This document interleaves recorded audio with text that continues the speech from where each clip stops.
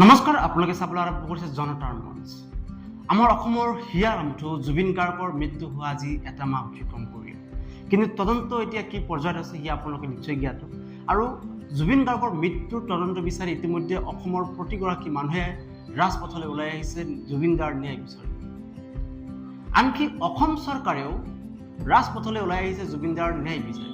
কিন্তু এতিয়া সামাজিক মাধ্যমত বিভিন্ন ধৰণৰ প্ৰশ্ন কৰিছে, বিভিন্ন ধৰণৰ প্ৰশ্ন উদয় হৈছে যে যি সময়ত ভাৰতত দ্য কাশ্মীৰ ফাইলছ দ্য কেৰেল ষ্টৰীৰ নিচিনা মুভিত অসম চৰকাৰে বা ভাৰত চৰকাৰে টেক্স ফ্ৰী কৰিছিলে, এতিয়াও আমাৰ অসম চৰকাৰে যে জুবিন প্ৰেমী বুলি দাবী কৰি আছে যে আমিও জুবিন প্ৰেমী, আমিও জুবিন অনুৰাগী, এই দাবী কৰা চৰকাৰে আমাৰ জুবিন দাৰ জীৱনৰ অন্তিমখন চিনেমা ৰৈ ৰৈ বিনালে টেক্স ফ্ৰী কৰিবনে নাই?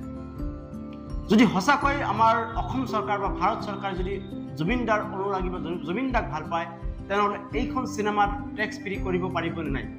যিটো সময়ত কাশ্মীৰ ফাইলছ দ্য কেৰেল ষ্টৰীৰ নিচিনা মুভিখনত ভাৰত চৰকাৰে নিজে প্ৰমোট কৰিছিলে, অসম চৰকাৰে নিজে প্ৰমোট কৰিছিলে, সেই ধৰণৰ প্ৰশ্ন সামাজিক মাধ্যমত বিভিন্ন ধৰণে উত্থাপন কৰি আহিছে। সামাজিক মাধ্যমত বিতু গাৰ্গ নামৰ এজন জুবিন অনুৰাগীয়ে লিখিছে, যদি ভাৰত চৰকাৰে বলিউডৰ ফিল্মক টেক্স ফ্ৰী কৰিব পাৰে, তেন্তে অসমৰ আমাৰ হিয়াৰ আমঠু জুবিন গাৰ্গৰ জীৱনৰ অন্তিমখন চিনেমা ৰৈ ৰৈ বিনালে কিয় টেক্স ফ্ৰী কৰিব নোৱাৰিব?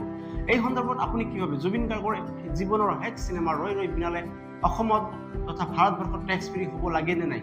আৰু সদশেষত আপোনালোকক এটি অনুৰোধ জনাম, এতিয়াও আমি ভাগৰি পৰা নাই, আমি ভাগৰিলে নহ'ব। আমি এতিয়াও সামাজিক মাধ্যমৰ যোগেদি লিখিব লাগিব #জাষ্টিছ ফৰ জুবিন গাৰ্গ। জুবিন গাৰ্গ ন্যায় নোপোৱালৈকে আমি লিখি যাব লাগিব, এই আমাৰ ডিজিটেল আন্দোলন আমি চলাই যাব লাগিব। গতিকে আপোনালোকে চাইছিলে জনতাৰ মঞ্চ, আৰু আপোনালোকে জনতা মঞ্চ চাই থকাৰ বাবে আপোনালোক ধন্যবাদ জ্ঞাপন কৰিছোঁ। ধন্যবাদ।